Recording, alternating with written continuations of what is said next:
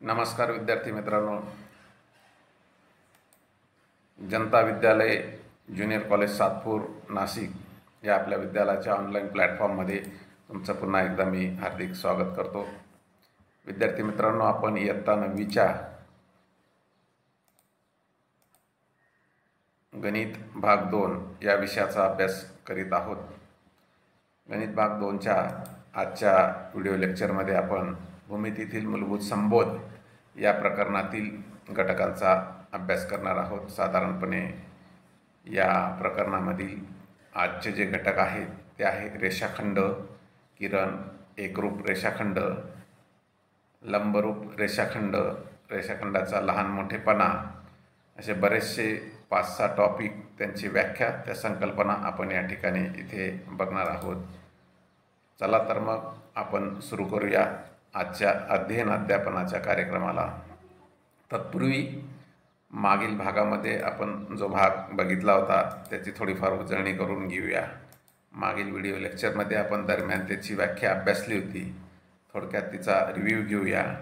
जर P Q R हे एक रेषीय बिंदू असतील तर खालीलप्रमाणे त्या 3 शक्यता मी तुम्हाला दाखवल्या होत्या। पी क्यू आर जर एक रेषीय बिंदू असतील तर क्यू हा पी आणि आरच्या दरम्यान येतो, असं त्या ठिकाणी बघितलं होतं आपण।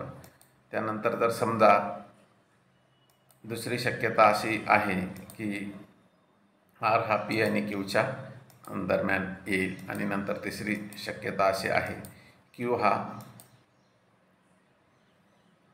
पी हा आर आणि क्यूच्या दरम्यान, एकदा क्यू, एकदा आर आणि एकदा पी, असे 3 बिंदू इतर 2 बिंदूंच्या दरम्यान येतील। आणि त्यावरून एक व्याख्या आपण बनवली होती, तयार केली होती।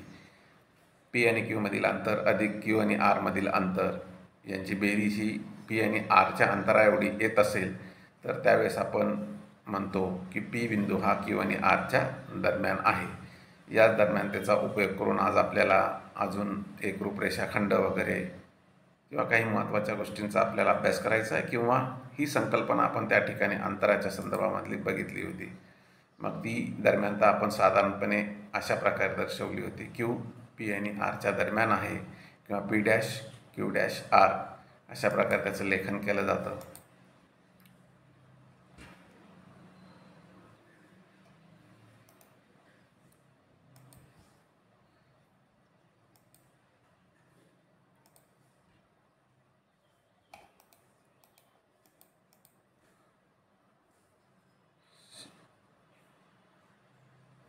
चला पण पुढच्या भागाकडे वळूया। पुढचा जो भाग आपला आहे तो आहे रेषाखंड। रेषाखंड या भागाची आपण सुरुवात करणार आहोत। रेषाखंड हा भाग अभ्यासण्याआधी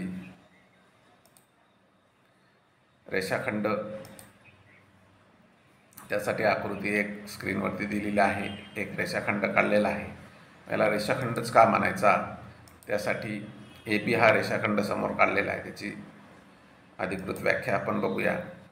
बघा, इथे एक भौमितिक रचना काढलेली, रेषाखंड काढलेला आहे, परंतु याची आपल्याला भौमितिक व्याख्या काही याआधी अभ्यासली नव्हती, ती आता या इयत्तेमध्ये अभ्यासायची आहे। संच हे प्रकरण आपण गणित भाग 1 मध्ये अभ्यासलेले, त्या प्रकरणाचा इथे आधार घ्यायचा आहे। बघा विद्यार्थी मित्रांनो, बिंदू ए आणि बी तुम्हाला दिसत आहे। बिंदू ए आणि बी आणि या 2 बिंदूंच्या दरम्यान सर्व बिंदू, म्हणजे ए आणि बी आणि ए आणि बीच्या दरम्यान असंख्य बिंदू आहेत त्या रेषाखंडावरती किंवा त्या भौमितिक रचनेवरती। तर ए आणि बीच्या दरम्यान आणि ए आणि बिंदू बी सकट यांचा संयोग संच म्हणजे रेषाखंड ए बी होय। संयोग संचाची व्याख्या आपण बघितली ती, 2 संचाचा संयोग संच म्हणजे काय, दोन्ही संचातील सर्व घटकांच्या मिळून जो संच तयार होतो त्याला संयोग संच असे म्हणतात। आणि ए आणि बीच्या दरम्यान ए आणि बी सकट असलेल्या बिंदूंचा संच म्हणजे रेषाखंड होय। आलं लक्षात? ठीक आहे। रेषाखंड ए बीचे थोडक्यात वाचन रेख ए बी किंवा लेखन असं करतात। रेषाखंड दरवेळेस न लिहिता रेषाखंड पण म्हणू शकतो किंवा रेख पण म्हणू शकतो, रेख ए बी असं लिहितात, किंवा रेख ए बी म्हणजेच रेख बी आहे, उलटसुलट पण आपण त्याचं वाचन करू शकतो। आणि रेषा ए बी आणि रेख ए बी मध्ये फरक आहे। रेषा ए बी म्हणजे दोन्ही बाजूला अनंतापर्यंत वाढणारी रेषा, आणि रेषाखंड ए बी म्हणजे खंड पडतो ए आणि बीच्या दरम्यान विशिष्ट अंतर आहे जे आपल्याला सांगता येतील, अचूकपणे सांगता येतं, मोजता येतं. म्हणजे रेषाखंड हा शांत संच आहे आणि रेषा ही अनंत संच आहे असं आपल्या लक्षात येतं. बिंदू ए आणि बिंदू बी हे जर एक ए बीचे अंत्यबिंदू आहेत असं आपण त्या ठिकाणी म्हणू शकतो. रेषाखंडाच्या अंत्यबिंदूमधील अंतराला त्या रेषाखंडाची लांबी असे म्हणतात. ए आणि बी मधील जे अंतर आहे त्याला रेषाखंडाची लांबी असे म्हणतात. त्याचं साधारणपणे लिखाण असं करतात. समजा या ठिकाणी रेषाखंड ए बीचं माप जर 5 असेल तर एल ऑफ ए बी बरोबर 5 आणि किंवा फक्त ए बी बरोबर 5 असे लिहितात. आणि एल ऑफ ए बी म्हणजे ए बीची लांबी म्हणजेच डी ऑफ ए बी म्हणजे ए आणि बी मधील अंतर होय. चला पुढच्या भागाकडे बोलूया. पुढचा भाग आहे किरण, त्याला इंग्रजीमध्ये रे म्हणतात. किरण ए बी, मग इथे ए बी ऐवजी तुम्ही दुसरा काही नाव घेऊ शकतो. इथे किरणाची आकृती तुम्हाला याच्यावरती दिसते स्क्रीनवरती. इथे किरण तुम्हाला लक्षात येत असेल. किरण ए बी दिसतो. याची व्याख्या आपण बघूया. किरण ए बीची व्याख्या. समजा ए आणि बी दोन भिन्न बिंदू आहेत. ए आणि बी हे दोन वेगवेगळे बिंदू आहेत, एकाच ठिकाणी नाहीत ते. आणि पी हा दुसरा एक बिंदू आहे समजा.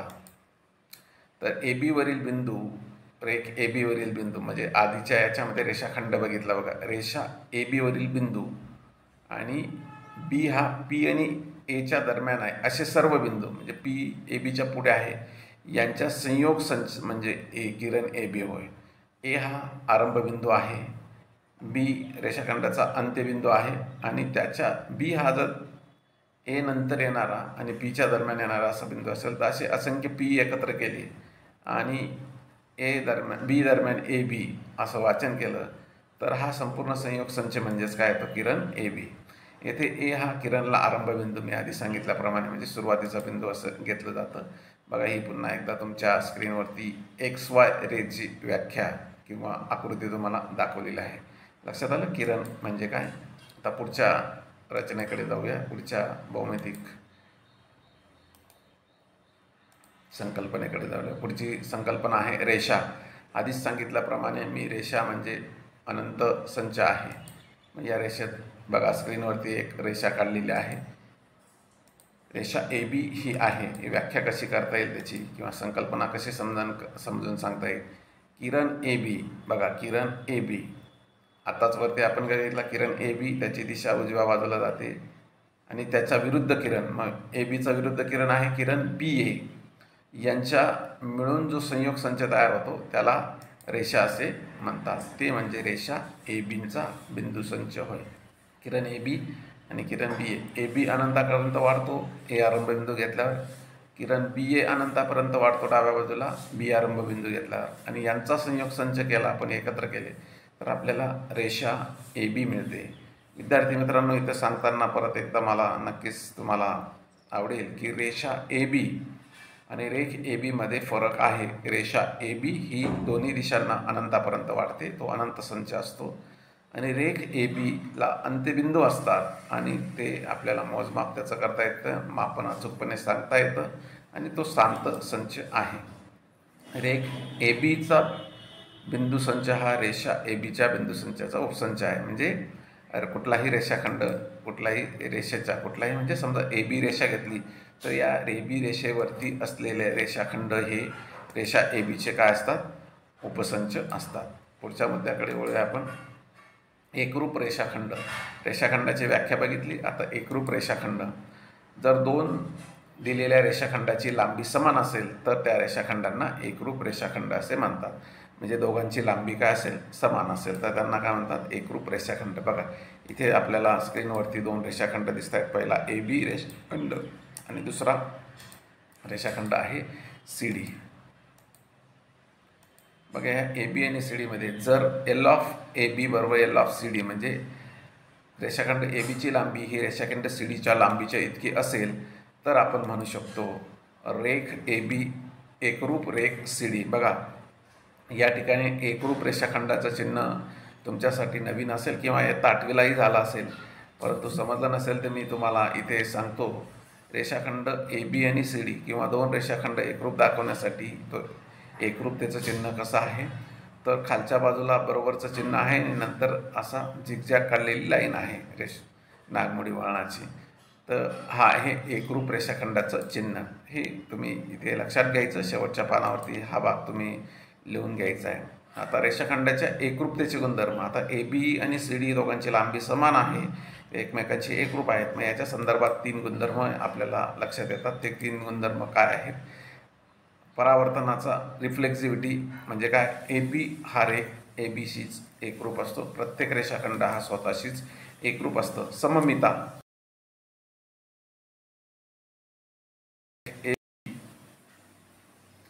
CDशी एकरूप असेल तर रेख CD सुद्धा कोणाशी एकरूप असतो? ABशी एकरूप असतो. आणि तिसरा आहे संक्रामकता, ट्रान्झिटिव्हिटी. AB हा CDशी एकरूप असेल, CD हा EFशी एकरूप असेल तर विद्यार्थी मित्रांनो आपल्याला लक्षात येतं की CD हा AB हा EFशी काय असतो? एकरूप असतो. अशा प्रकारे आपल्याला 3 व्याख्या या ठिकाणी समजून घेता येतील.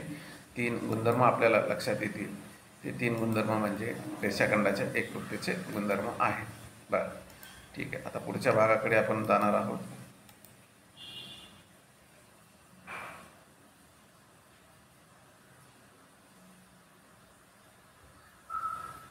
रेषाखंडाचा मध्यबिंदू, mid point of the segment. आता इथे याच्यासाठी रेषाखंड काढलेला आहे. रेषाखंड काढून झाल्यानंतर आपल्याकडे त्याला नाव द्यायचं आहे रेषाखंड A, रेषाखंड AB असं आपल्याला नाव द्यायचं आहे. बिंदू A स्क्रीनवरती दिसतोय तुम्हाला.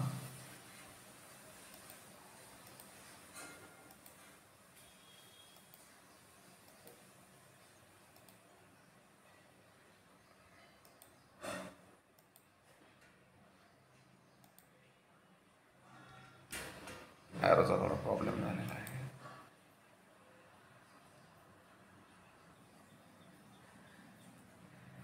इथे स्क्रीनवरती रेषाखंड दिसतोय.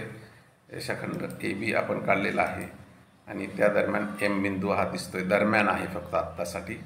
बघा, जर M हा A आणि Bच्या दरम्यान असेल, A', MB, आणि रेख AB एकरूप रेख MB असेल, म्हणजे AM आणि MB हे 2 रेषाखंड परत एकदा एकरूप असतील, लांबी समान असेल, तर आपण म्हणू शकतो M हा ABचा मध्यबिंदू आहे असे म्हणतो. प्रत्येक रेषाखंडाला एक आणि एकच मध्यबिंदू असतात. मग हे आपण दैनंदिन जीवनातील जर उदाहरण घेण्याचा प्रयत्न केला तर समजा सातपूर, आपल्या स्टेशनपासून, सातपूर गावापासून किंवा सातपूर या ठिकाणापासून CBSचं अंतर जर 5 किलोमीटर आहे, तर बरोबर सातपूर ITI जर 2.5 किलोमीटरवरती असेल आणि तिथून पुढे सातपूर ITI जर CBS परत 2.5 किलोमीटर असेल, तर सातपूर ITI हे स्थान सातपूर गाव आणि CBS यांच्या मध्यबिंदू आहे असं आपण म्हणतो. बरोबर मध्यावरती अर्धा अंतर त्या ठिकाणी दोन्ही ठिकाणापासून सारखं होतं. यानंतरचा मुद्दा येणार आहे रेषाखंडाची तुलना, कंपॅरिझन ऑफ द सेगमेंट. 2 रेषाखंडाची तुलना कशी करायची, तर अगदी सोपा मुद्दा आहे. एक रेषाखंडाची आकृती तुम्हाला दिसते आहे, दुसऱ्या रेषाखंडाची आकृती तुम्हाला दिसेल स्क्रीनवरती. बघा, हे 2 रेषाखंड कसे दिसत आहेत तुम्हाला. काळ्या रंगातला रेषाखंड थोडा छोटा आहे, लाल रंगातला रेषाखंड थोडा काय लांब आहे. रेख ABची लांबी रेख CDपेक्षा कमी असेल, म्हणजे जर लेंथ ऑफ AB म्हणजे ABचं अंतर हे लेंथ ऑफ CD म्हणजे CDच्या अंतरापेक्षा कमी असेल, तर त्यावेळेस आपण काय म्हणतो, रेख AB लहान रेख CD. रेख CD मोठा आहे ABपेक्षा, किंवा रेख AB लहान रेख CD, किंवा रेख CD मोठा रेख AB असं लिहितात. सोपी गोष्ट आहे. लांबी बघायची आहे. लांबी बघितल्यानंतर असं लक्षात येतं की रेषाखंडाचा लहान मोठेपणा हा त्याच्या लांबीवरती अवलंबून असतो. ठीक आहे, पुढचा भाग आपण बघूया. पुढच्या भागाकडे जाताना आपल्याला असं लक्षात येतं, रेषाखंडाचा मध्यबिंदू हा भाग बघितला आहे आपण. त्यानंतर पुढचा मुद्दा येतो रेषाखंडाची किंवा किरणाची लंबता. किरणाची लंबता, रेषाखंडाची लंबता. बघा, इथे 2 रेषाखंड, 2 किरण किंवा 1 किरण या ज्या गोष्टी आपण घेतल्या, समजा 2 रेषाखंड घेतले, 2 किरण घेतले किंवा 1 किरण 1 रेषाखंड घेतला, यांना सामावणाऱ्या रेषा जर परस्परांना लंब असतील तर ते 2 रेषाखंड काय असतात, किंवा दोन किरण किंवा एक किरण एक रेषाखंड हे परस्परांना काय असतात, लंब असतात असे म्हणतात. बघा, दोन रेषाखंड घेतले फक्त, किंवा दोन किरण घेतले, किंवा एक किरण एक रेषाखंड घेतला आणि यांना सामावणाऱ्या रेषा म्हणजे त्यांना सामावून घेणारी रेषा जर परस्परांना लंब असतील तर ते दोन रेषाखंड किंवा ते दोन किरण किंवा एक किरण आणि एक रेषाखंड हे परस्परांना लंब असतात. आणि लंब असण्यासाठी आपल्याला माहिती आहे त्यांच्यामध्ये किती अंशाचा कोन तयार झाला पाहिजे, 90 अंशाचा. या ठिकाणी आकृती काढूया. ही एक रेषा घेतली, ही दुसरी रेषा घेतली, हा लंबतेचं एक चिन्ह आहे. दोघांमधील अंतर किती, दोघांमधील किती अंशाचा कोन तयार झालेला आहे, 90 अंशाचा कोन तयार झालेला आहे.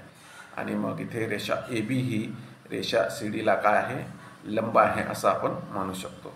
पुढचा मुद्दा आहे, आकृतीमध्ये AB आणि CD ह्या एकमेकांना लंब रेषा आहेत. AB लंब किरण CD, रेषा AB लंब रेषा CD असं आपण म्हणू शकतो. बिंदूचे रेषापासूनचे अंतर काढण्यासाठी लंबतेचाच आपल्याला उपयोग होतो. जर रेषा CD लंब रेषा AB असेल आणि D हा रेषा AB वर असेल तर CD बिंदूच्या लांबीचा बिंदू C चे रेषापासूनचे अंतर असे आपण म्हणतो. परत एकदा सांगतो बघा, इथे आकृती येते, AB हा रेषा आहे, त्याच्यावरती एक मी लंब रेषाखंड काढलेला आहे CD. तर CD लंब रेषा AB असेल तर D हा रेषा AB वर असेल तर CDच्या लांबीला C बिंदूचे AB पासूनचे अंतर असे म्हणतात. C बिंदूचे जे अंतर आहे ते काय AB पासूनचे अंतर आहे, त्यासाठी लंब असणे गरजेचं आहे. बिंदू D ला CDचा परस्परांचा लंब पाद असे म्हणतात. जर LCD बरोबर A असेल तर C बिंदू रेषा A पासूनच्या अंतरावर आहे असं आपण त्या ठिकाणी म्हणू शकतो. पुढच्या मुद्द्याकडे वळूया. पुढचा मुद्दा आहे या भागावर आधारित सराव संच 1.2. खालील सारणीतील संख्या रेषेवरील बिंदूचे निर्देशक दिलेले आहेत. त्यावरून पुढील रेषाखंड एकरूप आहेत किंवा नाही ते ठरवा. बिंदू दिले आहेत ABCDE आणि त्याचे निर्देशक आहे -3, A चा निर्देशक -3, B चा 5, C चा 2, D चा -7 आणि E चा 9. यावरून आपल्याला काही रेषाखंड एकरूप आहेत किंवा नाही ते बघायचे आहे. यामध्ये 3 उदाहरणं आहेत. बघा विद्यार्थी मित्रांनो, रेख DE व रेख AB म्हणजे रेषाखंड DE आणि AB हे एकरूप आहेत किंवा नाही. रेख BC व रेख AD म्हणजेच रेषाखंड BC व रेषाखंड AD एकरूप आहेत किंवा नाही. रेख B व रेख AD हे एकरूप आहेत किंवा नाही असं आपल्याला बघायचं आहे. त्यासाठी आपण पुन्हा एकदा आपल्या लांबीचा अंतर काढण्याचा सूत्राचा वापर करणार आहोत. मग त्यासाठी आपण काय घेणार, सुरुवात करूया पहिल्या उदाहरणापासून. रेख D आणि AB एकरूप आहेत किंवा नाही. मग D आणि AB एकरूप आहेत किंवा नाही यासाठी आपल्याला D ची लांबी शोधावी लागेल, नंतर AB ची लांबी शोधावी लागेल. मग आपल्याला माहिती आहे D ची लांबी शोधण्यासाठी D आणि E मधील अंतर काढावं लागेल. D आणि E मधील अंतर शोधण्यासाठी आपल्याला D बिंदूचा आणि E बिंदूचा निर्देशक लागेल आणि जो निर्देशक मोठा असेल त्याच्यातून लहान निर्देशक वजा करायचा आणि ते जो उत्तर असेल ते म्हणजे असेल 2 बिंदूंच्या मधील अंतर ही संकल्पना किंवा दरम्यानता ही संकल्पना आपल्या आधीच्या व्हिडिओ लेक्चरमध्ये बघितली होती. ज्या विद्यार्थ्यांना हे समजणार नाही त्यांनी तो व्हिडिओ लेक्चर पहिलेच आधी बघायचा आहे. आत्ताही परत रिव्हिजन होणार आहे 2 बिंदूंमधील अंतर कसं काढायचं ते. सुरुवातीला आपण रेख डीचं अंतर काढूया म्हणजे डीची लांबी मिळेल. नंतर रेख ABचं अंतर काढू, A आणि B मधील अंतर काढूया म्हणजेच रेख ABची लांबी मिळेल आणि त्यावरून आपण तुलना करणार आहोत. तिथे आपण एकरूप रेषाखंडाची व्याख्या बघितली, लहान मोठे रेषाखंडाची व्याख्या बघितली. आता प्रथमतः आपण D आणि E बिंदूमधील अंतर शोधूया. D बिंदूचा निर्देशक काय आहे रे? D बिंदूचा निर्देशक आहे -7. E बिंदूचा निर्देशक काय आहे? E बिंदूचा निर्देशक आहे 9. आता 9 मोठा का -7 मोठा? बरोबर, 9 ही संख्या -7पेक्षा मोठी आहे. मग आपल्याला माहिती आहे D आणि E मधील अंतर हे D ऑफ ED बरोबर E चा निर्देशक वजा, म्हणजे जो मोठा असतो तो आधी घ्यायचा, E चा निर्देशक वजा D बिंदूचा निर्देशक वजा कंसात -7, वजा अधिक होतो, 9 अधिक 7 बरोबर 16. म्हणजे D ऑफ ED म्हणजे E आणि D मधील अंतर आपल्याला मिळाले 16. मग यावरून आपण लक्षात येतं L ऑफ ED पण किती येणार आहे? 16. म्हणजे D ऑफ ED बरोबर L ऑफ ED. मग आता इथे आपण ईडीचं माप शोधलेलं आहे, ईडीचं अंतर शोधलं आहे, त्यावरून ईडी रेषाखंडाची लांबी मिळालेली आहे 16. त्याचप्रमाणे आपल्याला रेषाखंड ए बीची लांबी शोधायची आहे. रेषाखंड ए बीची लांबी शोधण्यासाठी आपल्याला ए आणि बीचे निर्देशक लागतील. एचा निर्देशक -3, बीचा निर्देशक आहे 5. मग 5 ही संख्या -3पेक्षा मोठी आहे, म्हणून 5 - 3 आणि 5 आणि 3 8 अशा प्रकारे आपल्याला निर्देशक आवरून डी आणि एचं अंतर मिळणार आहे. ए बीचं अंतर मिळणार आहे. ए बिंदूचा निर्देशक -3, बी बिंदूचा निर्देशक 5. 5 ही संख्या -3पेक्षा मोठी आहे. मग आपल्याला असं लक्षात येतं डी ऑफ बी ए बरोबर 5 - 3 बरोबर 5 + 3 8, म्हणजेच बी ए बरोबर 8. एल ऑफ बी ए म्हणजे डी ऑफ ए बी म्हणजे 2 ए आणि बी मधील अंतर हे किंवा रेषाखंड ए बीची लांबी ही 8 आहे. मग आधी आपण बघितलं रेषाखंड ई डीची लांबी आहे 16, रेषाखंड ए बीची लांबी आहे 8. मग आता हे दोन रेषाखंड एकरूप येतील का हे ठरवायचं आहे आपल्याला. तर मग एकरूपतेची व्याख्या आपल्याला बघावी लागेल. काय आहे बरं दोन रेषाखंडाच्या एकरूपतेची व्याख्या? जर दिलेल्या दोन रेषाखंडाची लांबी समान असेल तर ते रेषाखंड एकरूप असतात. मग ह्या दोन रेषाखंडाची लांबी समान आहे का? नाही. म्हणजेच हे दोन रेषाखंड काय आहेत? समान नाहीत, एकरूप नाहीत. येथे रेषाखंड डी व रेषाखंड ए बी यांची लांबी समान नाही, म्हणून ते रेषाखंड काय आहेत? एकरूप नाहीत. मग आता 2 उदाहरण राहिलेले आहेत. ही 2 उदाहरण मात्र तुमच्यासाठी मी ठेवणार आहे. सेम पॅटर्न आहे, काही बदल नाही. आता बी सी आणि ए डीचं आपण या ठिकाणी चर्चा करूया. त्यासाठी बी आणि सीचा निर्देशक लागतील. बीचा निर्देशक आहे 5, सीचा निर्देशक आहे 2. 5 ही संख्या 2पेक्षा मोठी आहे, म्हणून 5 - 2 उत्तर येतं 3. म्हणजे बी सी रेखची लांबी किती आलेली आहे? अंतर किती आलेलं आहे? 3. म्हणजेच त्याची लांबी किती येणार आहे? 3. त्याचप्रमाणे एडीचं माप तुम्ही शोधा, एडीमधील अंतर शोधा. एचा निर्देशक -3 आणि डीचा निर्देशक आहे -7. कोणती संख्या मोठी आहे रे? -3 का -7? काही मित्रांचं उत्तर असणार आहे -7. तसंच काही नाही. -3 ही संख्या मोठी आहे आणि -7 ही संख्या लहान आहे. मग धनसंख्या जसजशा उजव्या बाजूला जातात तसं वाढत जातं. ऋणसंख्या किंवा कुठलीही संख्या डाव्या बाजूला गेली संख्या रेषेवरची ती लहान होत जाते. मग -3चं स्थान -7पेक्षा उजव्या बाजूला आहे, म्हणून -7 ही लहान संख्या आहे. म्हणजे -3मधून -7 वजा करायचे. -3 - 7 म्हणजे -3 अधिक 7 होतो. म्हणजे 7 - 3 आणि उत्तर येतं 4. 4 आणि 3. मग परत एकदा लहान मोठेपणा आलेला आहे आणि मग हे दोन्ही रेषाखंड मात्र एकरूप नाही. हे उदाहरण तुमच्यासाठी आहे, फक्त मी इथे डिस्कस करतो आहे, सोडून सांगतोय आहे. बघा बी आणि ए डी. आता बी ई मधील अंतर. बीचा निर्देशक 5 आहे, ईचा निर्देशक 9 आहे. मग 9 - 5 उत्तर येतं 4. रेख बीचं लांबी किती आली? 4. आता एडीचं लांबी काढूया. एडीची आता शोधली होती आपण लांबी, ती किती आलेली? 4. दोन्ही रेषाखंडाची लांबी समान आली, म्हणून बी एकरूप एडी. म्हणजे शेवटचं तिसरं उत्तर बरोबर आहे. आत्ता जे स्क्रीनवरती दिसतंय तुम्हाला हे ह्याच उदाहरणाचा आधार घेऊन हे पुढचे 2 उदाहरणं तुम्ही सोडवायची आहेत. आजच्या व्हिडिओ लेक्चरमध्ये आपण बऱ्याचशा संकल्पना या ठिकाणी शिकलेलो आहोत. या संकल्पना पुन्हा एकदा तुम्ही बघून घ्यायच्या आहेत. हे 2 उदाहरणं सोडवायची आहेत. या सराव संचामध्ये राहिलेली याच भागावरची उदाहरणं आपण पुढच्या व्हिडिओ लेक्चरमध्ये बघणार आहोत. बघा, मी पुन्हा एकदा सांगतो, याच उदाहरण सराव संचामधील राहिलेली उदाहरणं, परंतु याच भागावर आधारित म्हणजे जे आवड्या संकल्पना आपण बघितल्या यांच्यावर आधारित काही उदाहरणं 4-5 उदाहरणं राहिलेत सराव संचामधील, ते पुढच्या व्हिडिओ लेक्चरमध्ये आपण अभ्यासणार आहोत. व्यवस्थित सर्वांनी अभ्यास करायचा आहे.